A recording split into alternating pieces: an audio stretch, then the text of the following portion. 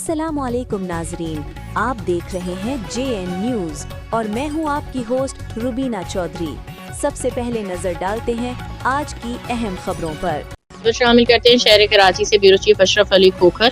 Pakistan rangers ने कार्रवाई करते हुए कराची के इलाके न्यू कराची में बत्ताखोरी में मुलविस 4 मुलजमान अब्दुल कादिर बुगटी वल्द इसरार अहमद माशूक अली वल्द मोहम्मद साले गुलाम हुसैन वल्द अली हसन सोमरो और अब्दुल हकीम वल्द हामिद बख्श को गिरफ्तार कर लिया। मुलजमान के कब्जा से एक अदद 12 बोर बिमा एमिनेशन, एक अदद 9mm पिस्टल बिमा एमिनेशन, एक अदद करोला कार, एक अदद मोटरसाइकिल, 3 अदद मोबाइल फोन बरामद। तफसीलात के मुताबिक पाकिस्तान रेंजर्स को 20 जनवरी 2026 को रेंजर हेल्पलाइन 1101 पे निजी गारमेंट्स फैक्ट्री के मालिक की जानिब से शिकायत मसूल हुई कि 4 मुसल्लह अफराद फैक्ट्री में असले के जोर पे दाखिल हुए 15 लाख भत्ता तलब कर रहे हैं। वाक़ई की इत्तला मिलते ही पाकिस्तान रेंजर बर वक्त कार्रवाई करते हुए मौके पर पहुंची फैक्ट्री को घेरे में ले लिया। 4 मुसल्लह भत्ताखोरों को रंगे हाथों गिरफ्तार कर लिया।